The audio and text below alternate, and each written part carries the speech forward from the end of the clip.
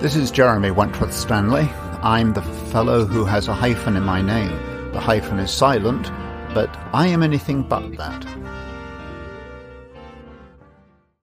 This morning, which of course is ante-meridium, that means before the afternoon, doesn't mean it's everybody's ante-meridium. Some people are post-meridium when they hear this message. Wherever, whatever, Jeremy Wentworth-Stanley, the voice of Respectonomics, with co-host Sarah Benton, and in good geographical English and timing, good morning, Sarah. Good morning, Jeremy. Good morning, everyone. Good morning, everybody. And this declares where we are at this hour of the day. And our subject this morning, the Compass series. The Compass series is designed to help us navigate and point us both in life and business. And we're going to be talking today about transacting value. And there are two words really in that. There's transaction and value.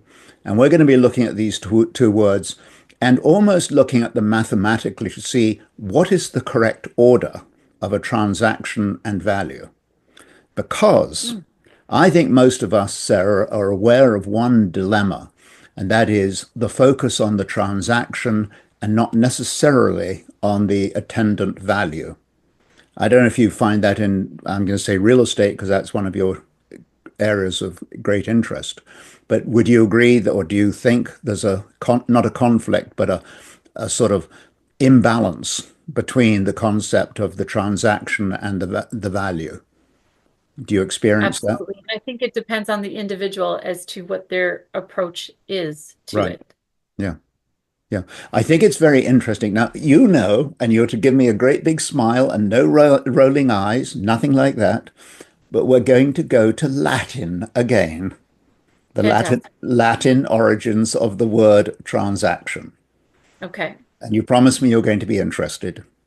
I'm always interested, Jeremy. Thank you, Sarah. But the reason is, I know that we seem to end up talking about Latin and Greek and all this stuff, the etymology of words and their true meaning. But there is a very important part to this, because transaction is trans meaning across. Well, that's we go from one person to another. That's the across part. But the action or the transaction is from the Latin ago, which means to lead. And the reason that word is so important is that a transaction is in fact a process of leadership. And one of the things I found very interesting was I looked up in various platforms and sites the concept of leadership and value. And this may surprise you. It surprised me. Nowhere did I see any connection between leadership and value. I never saw it.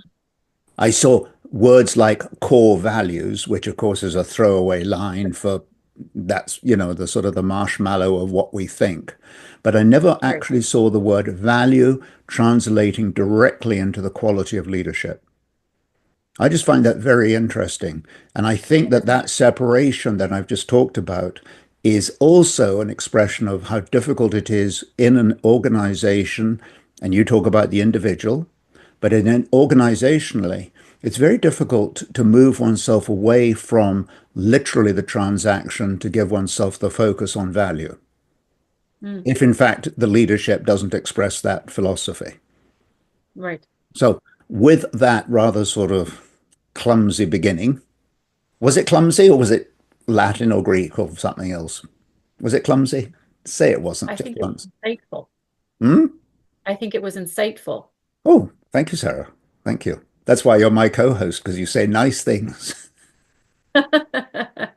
But seriously, when we look at a transaction, and once we understand that it's an activity of leadership, then I think the first thing we want to do is to look at the concept of the purpose of value. And I think we all know that feeling that when you go into the store and you buy something and you feel you got good value, you always feel good about it. And I think we want to be very careful on one point. Getting good value does not mean getting the cheapest deal on the block. Okay. That's one of those awful, you know, how do I get the price down? I want more for my dollar and all that, which has an economic truth to it. But the difficulty is if we start correlating the true sense of value only with price, we're guilty of that same problem of mixing up transaction and value. The true Okay. value is a deal that is fair to both parties. It's an exchange of fairness. And one of the reasons we want to have that exchange of fairness is because you want and I want that business to continue to be in business. There's Hmm. no point going into a store that discounts everything and we get all these terrific values only to find the store is closed the next morning. Right. I mean, the great joke years ago in communist Russia was potatoes are on sale at 5 cents a pound. There weren't any potatoes. So we don't want to Right. get caught in that jam. The jam we want to, not the jam, the place we want to go to with this is to understand that value in itself is something to be treasured. It's very valuable and it satisfies, as we say, both parties. So once we've got that sort of idea in our sort of way we do our business, once we have that going, then it's worth looking at what is the point of the value? What is it that we get out of it? And get understanding other people's needs is part of the understanding of the value that you want to give that individual. You see, Hmm. one of the things is sales 101. And I don't know if you have this experience. I know I have in the past. I'm guilty as charged. But I go racing in to tell the customer or the client what they need. Have you ever done that? Ever, ever, ever, ever? I'm sure at some point. Yeah, it's that whole idea. You're excited about your product or your service, and you go racing in to say, "I've got something of great value here to you."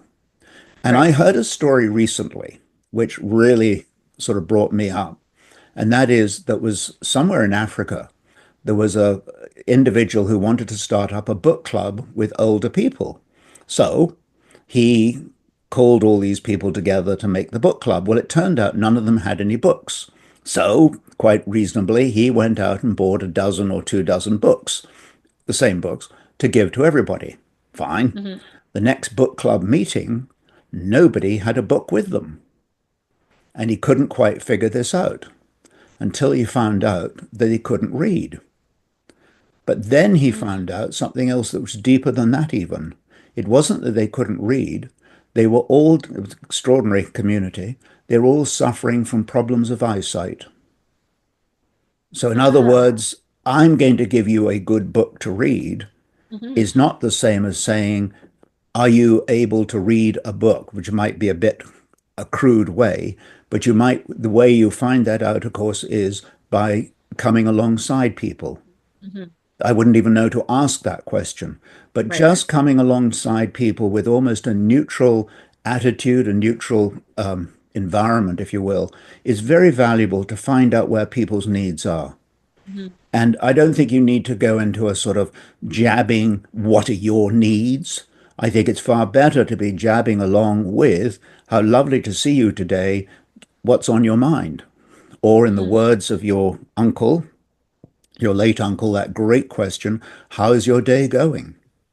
Yeah. That one question will reveal more value than probably anything else on this planet. And then active listening, right? And listening, yeah, which is not an easy thing to do. You do it very well. That the art to listening is, I mean, you've heard the old line, you've got, one mouth and 2 ears and all that stuff. But one of the most powerful techniques for listening is to repeat the last word of what the other person said. Yes, you've said that before. I like Yeah, that. I like it's that a talk for that yeah, approach. it's a great approach, and I've just did Skill. it with you We then. call it a skill. It is a skill, but it works very well because what it does is it forces you, the listener, to listen because you've got to catch the last word. Right. You don't know when the last word's going to be, so Right. you have to listen to the whole paragraph. So listening is one of the keys to it.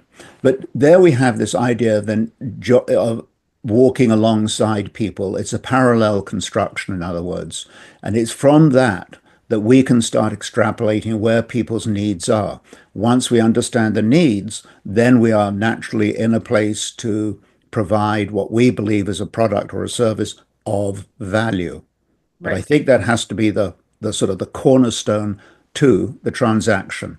If you think of Hmm. it again, we are being led in that formula. We are being led by value.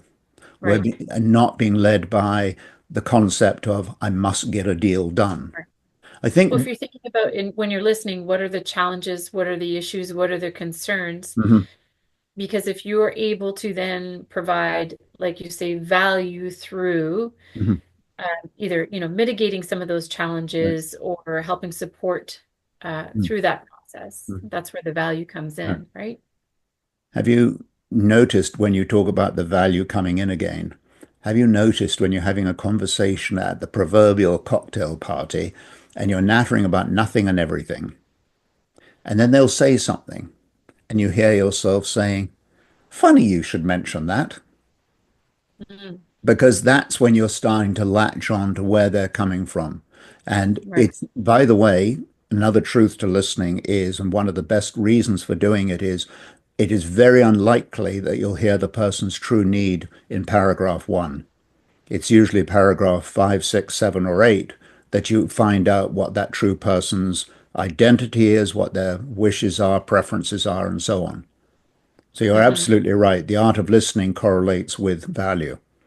Yes. And I Now, and I think it's suitable to say that asking questions along the way as you're listening to responses, like you say, it's not that first response that no, really no, is the showstopper. no, no. It's as you get further along and get a Mm, little bit deeper into every time you ask a question, you listen to the response and no. continue the conversation and the dialogue. That way you really get to the heart of what it is.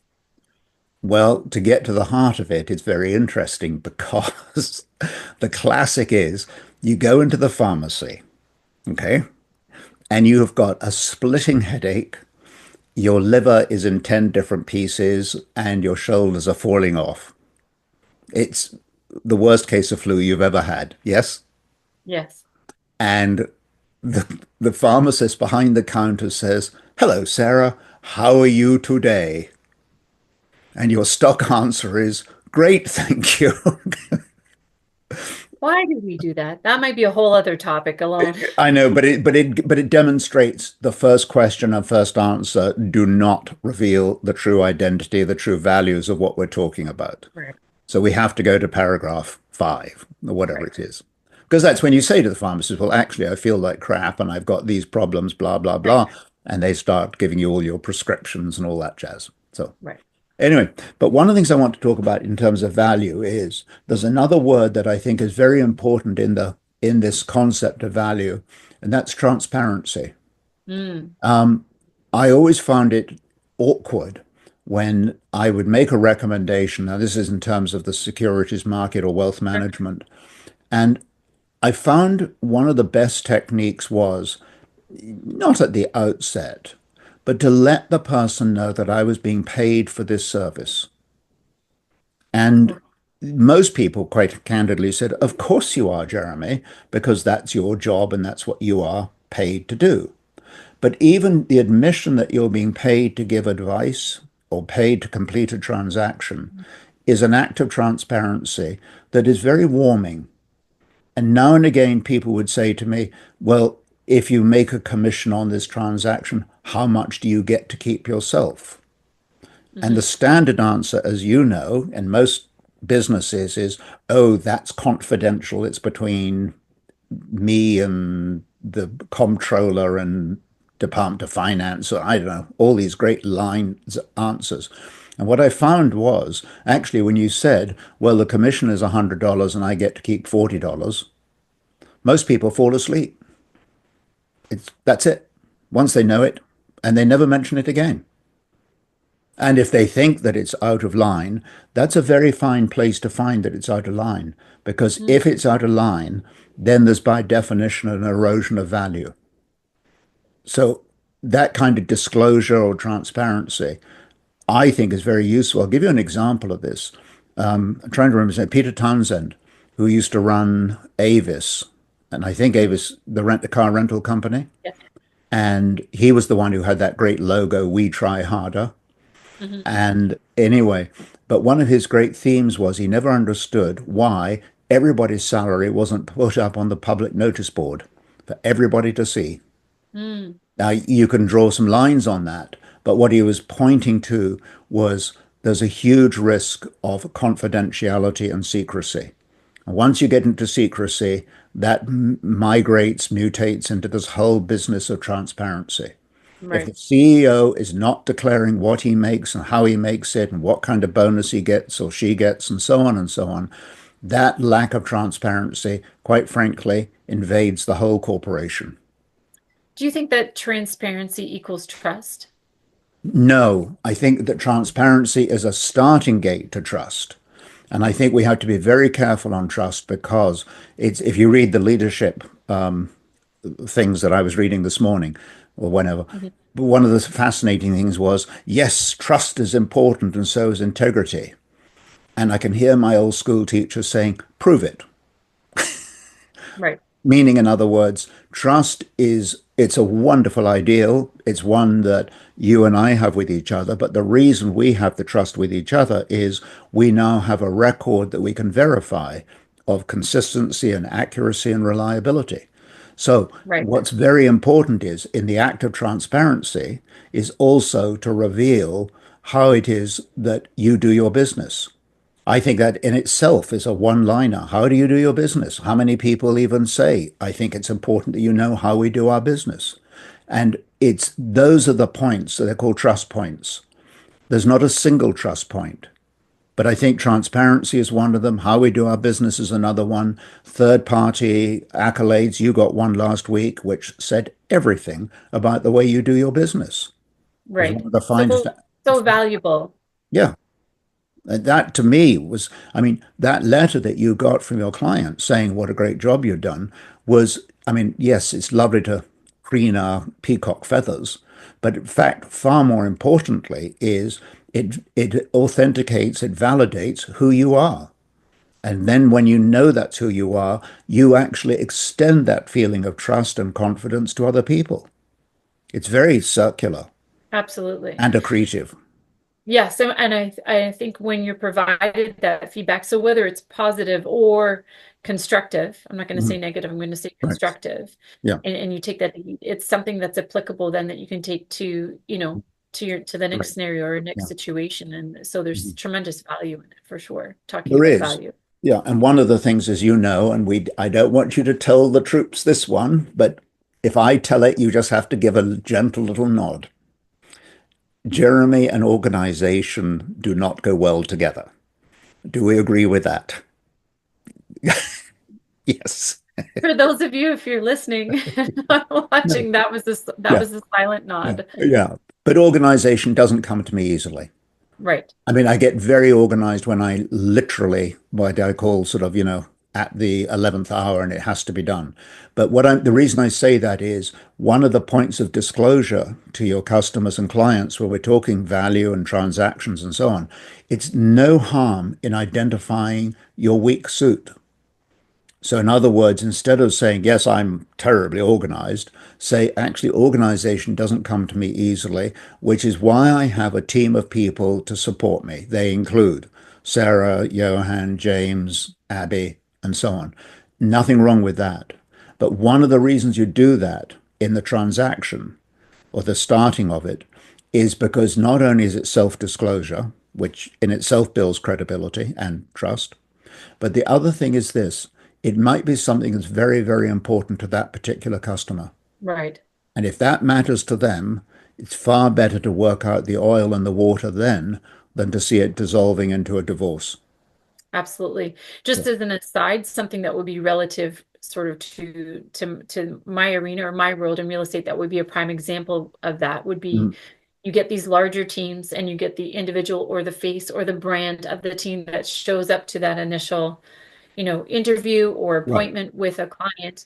And then I cannot tell you how many times I have heard Mhm. you never see them again. They always send somebody else. And that's fine if they do. However, there's clearly not that transparency in order to say going Yeah. forward, Yeah. this individual will be engaging Yeah. with you or this Yeah. person will be looking after you. That Right. doesn't happen.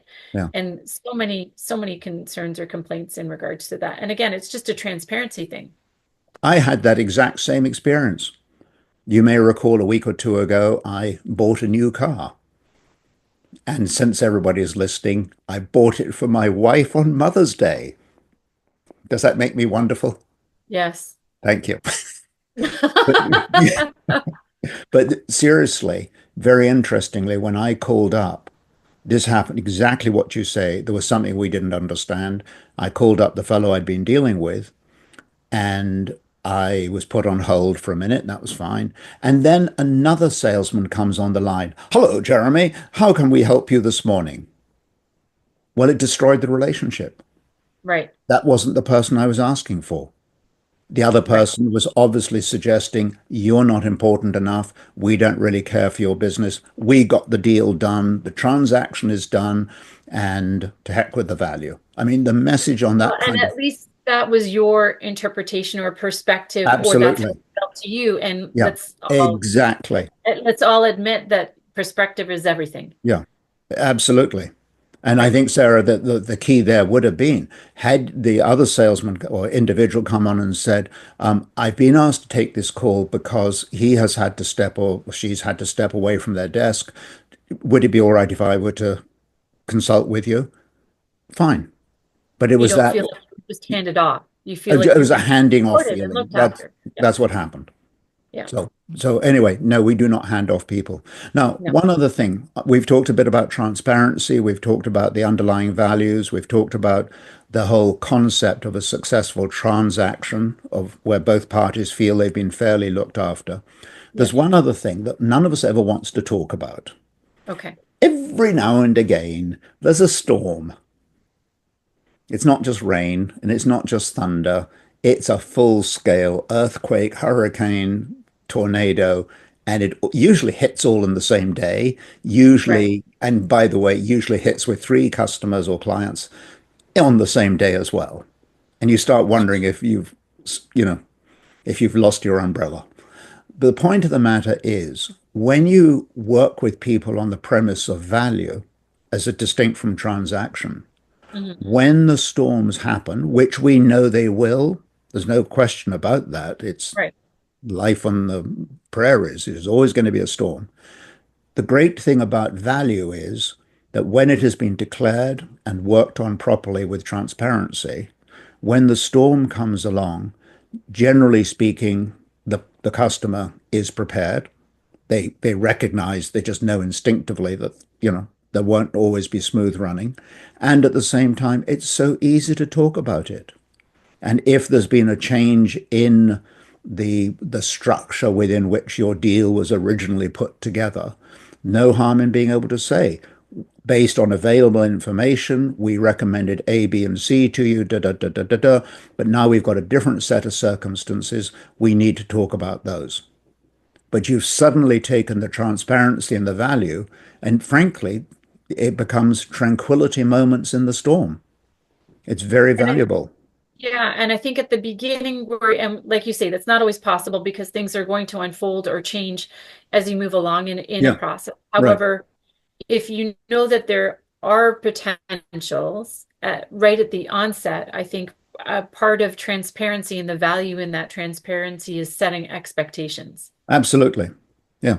right? And, And so and at least you've had that dialogue up front for the items that you can potentially foresee may be yeah, stumbling blocks or challenges along the way right. in that process. Yeah. So I think that that goes twofold with transparency is setting what expectations you can Hmm. set at the beginning, Hmm. set those expectations. Yeah. And usually those expectations, they're totally reasonable. You could say, I'm going to take a stab here in the line of real estate. You might say this is a very sought after area. It's a wonderful, residence, blah, blah. And then you might say, and of course, there's always a risk that we'll get a down market in real estate. I That's was just going to say one of the big conversations to have, and some people skirt around it or don't have that initial ah, conversation is, mm, here's where we're looking to commence our listing price yeah, at right, based on variables, but also based on what the clients are looking for, because right. sometimes that comes into play. Hmm. Um, it's about setting expectations, saying, okay, we are going to work with this list price to commence with. However, after X amount of time or X amount of showings Yeah, or what right. have you, the expectation is we're going to need to look at our price and see if we need Yeah. to make an Right. adjustment. But there you are. You're presetting. You're not Setting reducing expectations. expectations, but you're being Yeah. realistic And being transparent. and transparent. Now, the last comment I want to make is that in the world of sales, so whether you are a teacher or whether you're run a grocery store, whether you're in real estate, wealth management, whatever your product or service might be, there is one thing that everybody wants, and it's true. Of Hmm. course, you want the best price and the best margin and all that. That's as the Frenchman would say, ça va sans dire. It goes without saying. We know Right. that. But there's one other thing that every person in business craves for, and that's repeat activity. Mm. And Hmm. repeat activity can come directly from that individual customer or from a referral. But the Right. point of the matter is, repeat activity is gold and far more valuable than all the millions that are ever spent on advertising and commercial marketing and so on. The fact is that repeat activity is a wonderful, wonderful benefit Yeah. and really very valuable. And Hmm. the key there is that if we approach the transaction from the proposition of value, Yes. repeat activity is axiomatically what will follow. Hmm. It always does, even if the transaction doesn't actually take place at the time that you thought it was going to. Right. But it always creates repeat activity. There's no apologies. There's always that sense of, it come from a good place, a bad place, a medium place. It doesn't matter. You will get repeat activity when value is left at the centerpiece of the transaction. Right. And I think I'm now going to say, I rest my case. Excellent, Jeremy. Thank you. Great. Thanks, Sarah.